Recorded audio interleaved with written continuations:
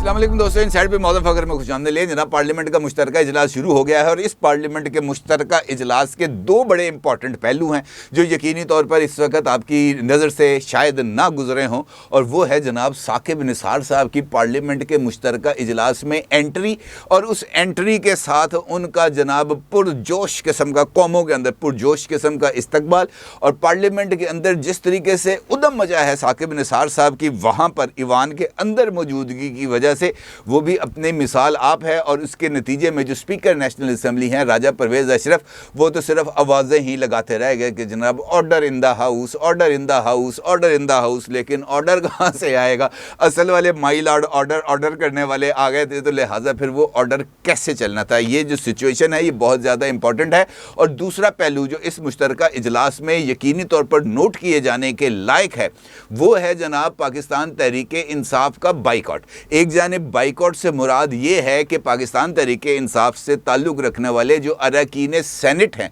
उन्होंने इस इजलास में शिरकत नहीं की, लेकिन हैरत की बात यह है कि इस इजलास में पाकिस्तान तहरीक इंसाफ की टिकट पर कामयाब होने वाले 20 मुनहरिफ अरकान, जिनकी क़यादत राजा रियाज कर रहे हैं, और वो राजा रियाज इस वक्त लीडर ऑफ द अपोजिशन की कुर्सी पर भी बैठे हैं, वो 20 के 20 भी अचानक इस इजलास में शिरकत से लापता हो गए। इसके बारे में बहुत ही ज़्यादा चहमगोइयाँ शुरू हो गई हैं कि राजा रियाज तो पाकिस्तान मुस्लिम लीग नून की टिकट लेने के लिए बहुत ही ज़्यादा उतावले हुए फिरते थे, बल्कि वो बार बार इस बात का इजहार मुख्तलिफ टीवी इंटरव्यूज़ और प्रेस टॉक्स के अंदर करते रहे हैं कि जनाब मैं अगला इलेक्शन PTI की टिकट पर नहीं लड़ना। तो भाई अगर आपने PTI की टिकट पर नहीं लड़ना था तो किसकी टिकट पर लड़ना था? यकीनी तौर पर मुस्लिम लीग नून की टिकट पर लड़ना था। और अगर मुस्लिम लीग नून की टिकट पर लड़ना है तो वो मौका जो पाकिस्तान की पार्लिमानी तारीख के अंदर एक नई तारीख रकम करने जा रहा था, उस मौके पर गैर हाज़िरी का क्या मतलब है?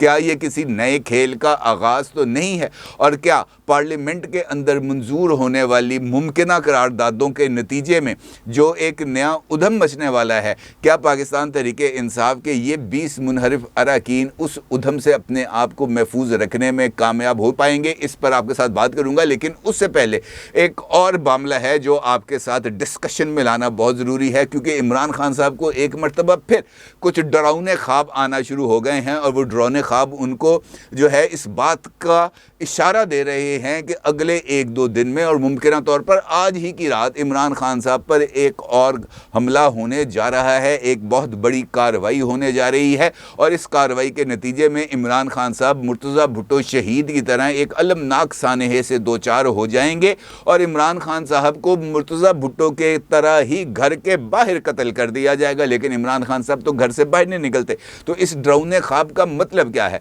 और इस डरावने ख्वाब को इमरान खान साहब अगर खुद टीवी पर आकर एक मरतबा फिर कौम के नाम खिताब के चक्कर के अंदर लोगों को डिस्कशन में लाएं, तो फिर सवाल ये पैदा होता है कि पायन तुसी कितने मुर्तज़ा भुट्टो किधर? अब अपने आप को आप मुर्तज़ा भुट्टो के साथ अगर आप मिलाने की कोशिश करेंगे तो इसके ऊपर तो भाई सीधी सीधी लड़ाई है। इसके ऊपर तो कोई दो राय नहीं हो सकती कि मुर्तज़ा भुट्टो के साथ इमरान खान का मुआवजा किसी सूरत पर नहीं किया जा सकता। एक जीदार आदमी, एक दलेर आदमी, एक ऐसा आदमी जो अपनी ही हुकूमत के ख़िलाफ़ उठ के खड़ा हो जाए, एक ऐसा आदमी जो पाकिस्तान के अंदर फस्तायत और आमरीत के ख़िलाफ़ जद्दोजहद का इस्तारा बन जाए, एक ऐसा आदमी जिसको इस बात का यकीन हो कि उसको किसी भी लम्हे मौत के घाट उतारा जा सकता है, लेकिन वो बुलेट प्रूफ गाड़ियों के बजाय सीना तान के चल रहा हो, उसको इस बात का भी यकीन हो कि आज मेरे साथ जो उसके लोग मौजूद हैं उनके खिलाफ कार्रवाई की जाएगी, लेकिन इसके बावजूद वो अपनी गाड़ी से उतरे और दूसरी पुलिस वाली गाड़ी के अंदर जाकर बैठ जाए, तो इससे बढ़कर दिलेरी क्या हो सकती है? ये इमरान खान मुर्तज़ा भुट्टो के साथ दिलेरी का मुकाबला कर सकते हैं? कैसे कर सकते हैं भाई? वो तो गिरफ्तारियां देने के लिए आए और आप यहाँ पर गिरफ्तारी से बचने के लिए कारकुनों को ढाल बना के खड़े हुए हैं। कैसे मुकाबला किया जा सकता है? बल्कि मुझे याद आया कि मैंने चूँकि अपने जर्नलिस्टिक कैरियर का आगाज़ रोज़नामा मुसावात से किया था, और मुसावात यकीनी तौर पर उस वक़्त एक मकबूल अखबार भी था और पाकिस्तान पीपल्स पार्टी का एक तर्जुमान अखबार था। और मुसावात में काम करते हुए मुझे मुख्तलिफ़ पीपल्स पार्टी की सीनियर लीडरशिप के साथ मुलाकातों का भी मौका मिला। और सबसे इम्पॉर्टेंट बात, चूँकि मुर्तज़ा भुट्टो साहब की चल रही है, तो मुर्तज़ा भुट्टो साहब के साथ भी मुलाकात का एक मौका मिला जब वो ख़ुद लाहौर आए, और लाहौर आने के बाद उन्होंने रोज़नामा मुसावात के दफातर का दौरा किया था और उस वक़्त मैं उनको देख के दंग रह गया। यार क्या कद था बंदे का, 6.5 फुट से ऊपर का कद और ज़बरदस्त किस्म का वेल बिल्ड, और जो मुशाबियत उनकी थी जुल्फ़िकार अली भुट्टो शहीद के साथ वो बहुत ही ज़्यादा थी। और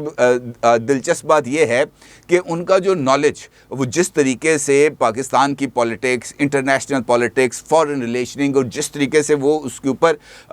मुस्तनद हवालों के साथ गुफ्तगू करते थे, यकीनी तौर पर वो बहुत ही ज़्यादा लिटरेट आदमी की ही जो है वो निशानी है। अब इमरान खान साहब अगर अपने आप को जाके मिलाएंगे मुर्तज़ा भुट्टो के साथ तो फिर तकलीफ़ होती है, लेकिन चूँकि इमरान खान साहब हैं वो कुछ भी कर सकते हैं। वो कल को जो है अमेरिका पर इल्ज़ाम लगाने के बाद अमेरिका के कदमों में बैठ सकते हैं। वो ज़िल्मे खलीलज़ाद या दीगरों को टाउट कहने के बाद उन्हीं टाउटों के से अपने ज़रिए कुछ मफादात हासिल कर सकते हैं। वो अपनी हुकूमत जाने का इल्ज़ाम अमेरिका के सफ़ीर पर लगा सकते हैं। वो इसके बाद और भी बहुत सारे इस तरह के इक़दाम करके उनमें से यू टर्न लेके बाहर निकल सकते हैं। लॉबिंग का इल्ज़ाम हुसैन हक्कानी पर लगाकर 2 लॉबिंग कंपनीज़ के साथ साथ $8,800 पर मंथ के ऊपर एक और लॉबिंग फर्म को हायर कर सकते हैं। वो सारा कुछ कर सकते हैं, उनको इस बात का इशू नहीं है। असल इशू ये है कि इमरान खान साहब को ये जो तकरीर करने की ज़रूरत पेश आई वो लाहौर हाई कोर्ट का फैसला था, जिसने ये बात साबित की गई, ये बात कही गई FIA को भी और पंजाब पुलिस को भी कि जनाब आपको तफ्तीश से नहीं रोका गया, तुसी जदों चाहो तफ्तीश करो, आपके हाथ कब बांधे हैं। अब अगर तफ्तीश की इजाज़त दी जाएगी पुलिस को और FIA को तो फिर लाजमी तौर पर जिस बंदे से उन्होंने तफ्तीश करनी है उसके पास तो जाना पड़ेगा। और अब चूँकि इमरान खान को इस बात का अंदाज़ा है कि जनाब हालात कुछ ख़राब होने जा रहे हैं और साथ साथ रमज़ानुल मुबारक की भी आमद है। आज मरकज़ी रोयत हिलाल, जब मैं ये वीडियो रिकॉर्ड कर रहा हूँ उस वक्त तक मरकज़ी रोयत हिलाल कमेटी का इजलास भी जारी है और मुमकिन तौर पर जो पेशीन गोइयाँ हैं वो यही हैं कि आज रमज़ानुल मुबारक का चाँद नज़र आया जाएगा। और चाँद नज़र आने का मतलब ये है कि वो जो इमरान खान साहब के घर के बाहर लोग मौजूद होते हैं और ख़ास तौर पर वो तमाम लोग जो खैबर पख्तूनख्वा से ताल्लुक़ रखते हैं, वो रमज़ानुल मुबारक के मौके पर अपने अपने घरों को लौट जाएंगे ताकि अपने घरों में जाके रोज़े शोज़े रखें। लेकिन ये कैफियत इमरान खान साहब को किसी भी सूरत कबूल नहीं है और यही वजह है कि वो बार बार इस बात की तकरार कर रहे हैं कि आज कार्रवाई होनी है, कल कार्रवाई होनी है, परसों कार्रवाई होनी है, हुणे कार्रवाई होनी है, और फिर एक बाज़ाब्ता तौर पर कैंपेन चलाई जाती है। कैंपेन जो है उस्मान डार ट्वीट करते हैं कि जनाब ब्रेकिंग न्यूज़, आज रात हल्ला बोला जाएगा ज़मान पार्क में और सानेहा मॉडल टाउन की तारीख दोहराई जाएगी। फिर इसी तरह की बातें इमरान खान साहब अपनी तकरीर में कर देते हैं और फिर इस बात का इजहार करते हैं कि जनाब पुलिस यहाँ पर आएगी, मुझे पकड़ने के लिए आएगी, यहाँ पर सीन क्रिएट किया जाएगा। IG इस्लामाबाद और IG पंजाब दोनों इस मामले में लूप में हैं, वो खुद ही यहाँ पर घात लगा कर हमले करेंगे, अपने ही 5 पुलिस एहलकारों को मौत के घाट उतारेंगे और उस चक्कर में यहाँ पर भरपूर तरीके से फायरिंग की जाएगी और मुझे पकड़ कर ले जाएंगे। लिहाजा मैं कारकुनों से कहता हूँ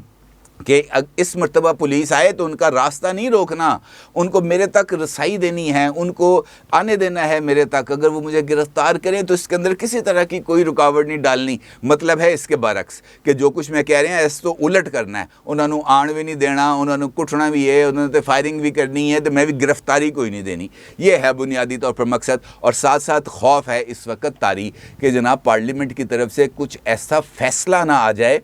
जो मेरे लिए एक गले का फंदा साबित हो जाए, क्योंकि पार्लियामेंट का मुश्तरका इजलास में चूँकि वो अभी तक जारी है, इस वक्त तकरीबन 7 बजे हैं जब मैं ये वीडियो रिकॉर्ड कर रहा हूँ और पार्लियामेंट का मुश्तरका इजलास जारी है। और इस इजलास की ओपनिंग स्पीच की है राना सनाउल्लाह साहब ने, और राना सनाउल्लाह साहब ने इस ओपनिंग स्पीच के अंदर 3 बुनियादी तौर पर नकात उठाए हैं। एक, उन्होंने इमरान खान को एक फितना करार दिया और उनका ये कहना है कि ये फितना को अगर इसका रास्ता ना रोका गया तो ये पाकिस्तान को खुदा न खास्ता किसी बड़े हादसे का शिकार कर देगा। दूसरा मामला है इंतखाबात का, और इसके ऊपर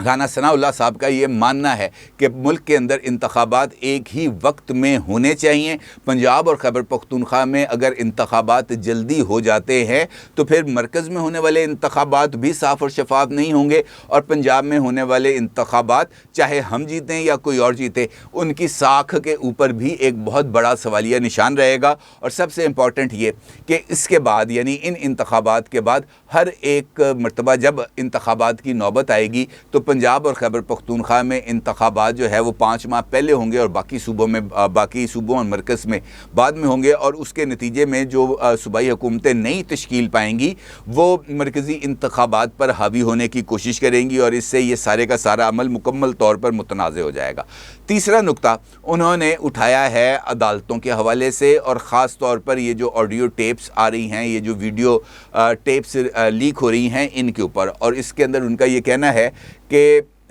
ये जो इस सारे मामले की एक साफ शफाफ इंक्वायरी होनी चाहिए। और अब पार्लियामेंट के अंदर जो भी डिबेट होगी वो इन्हीं तीनों नकात के ऊपर होगी, और फिर इन्हीं नकात के ऊपर जो रेजोल्यूशंस हैं वो मंजूर की जाएंगी। इसका मतलब ये है कि आज पार्लियामेंट के इजलास में 3 रेजोल्यूशंस की मंजूरी का इम्कान है। नंबर 1 इमरान खान साहब के हवाले से, नंबर 2 ये इंतखाबात के हवाले से, और नंबर 3 ये जो ऑडियो वीडियो लीक्स हो रही हैं सुप्रीम कोर्ट ऑफ पाकिस्तान इसके हवाले से। लेकिन इस सारी सिचुएशन के साथ वो 2 पहलू बहुत ही ज़्यादा इम्पॉर्टेंट हैं, ख़ास तौर पर साकिब निसार की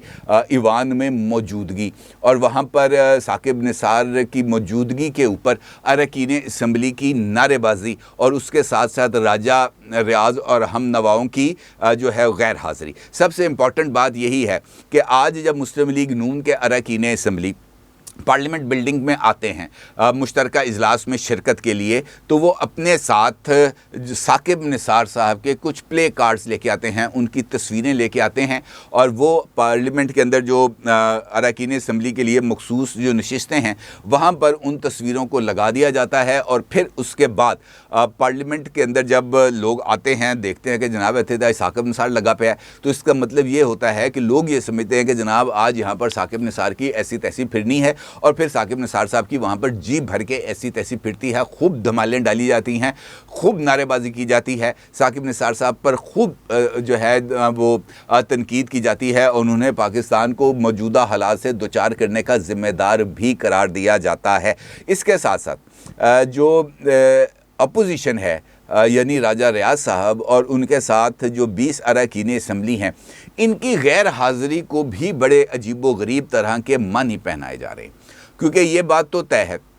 कि राजा रियाज साहब इस वक्त चूँकि पाकिस्तान तहरीक इंसाफ पार्लियामेंट के अंदर मौजूद नहीं है, उनमें से बेशतर अरकान के इस्तीफ़े मंजूर हो चुके हैं, और जिनके इस्तीफ़े कालदम या सस्पेंड भी किए गए हैं, तो वो स्पीकर साहब का जो फ़ैसला है वो अभी तक इंटैक्ट मौजूद है, यानी कि उनके इस्तीफ़े मंजूर करने का। अलबत्ता उनके हलकों के अंदर इंतखाबात को रोका ज़रूर गया है। इसका मतलब ये है कि वो ख्वाहिश रखने के बावजूद भी नेशनल असम्बली में नहीं आ सकते, और इस बात का मतलब यह है कि इस वक्त जो पार्लिमानी पार्टी कौमी असम्बली में मौजूद है वो एक इंडिपेंडेंट हैसियत की हामिल है, और राजा रियाज उसको हेड कर रहे हैं एज़ पार्लिमानी लीडर। और वो जो 20 अरकान हैं पाकिस्तान तहरीक इंसाफ के, वो पाकिस्तान तहरीक इंसाफ ही समझी जाएगी। अब इस मौके पर राजा रियाज साहब, चूँकि मैंने आपको पहले भी बताया है कि कई मरतबा इस बात का इजहार कर चुके हैं कि जनाब मैंने तो अगला इलेक्शन पाकिस्तान तहरीक इंसाफ की टिकट पर नहीं लड़ना, मैं तो किसी और जमात की टिकट पर इलेक्शन लड़ूंगा। तो यहाँ पर और कौन सी जमात है जिसकी टिकट पर उन्होंने इलेक्शन लड़ने हैं? यकीनी तौर पर पाकिस्तान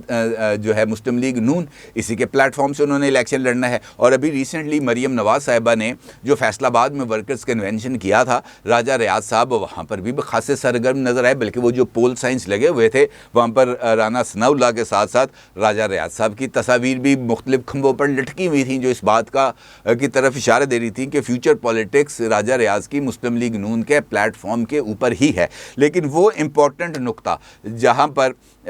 एक ऐसा मौका जहाँ पर पार्लियामेंट ने मुश्तरका इजलास में 3 करारदादें मंजूर करनी हैं, वहाँ पर राजा रियाज और 20 अरकान असम्बली की अदम मौजूदगी को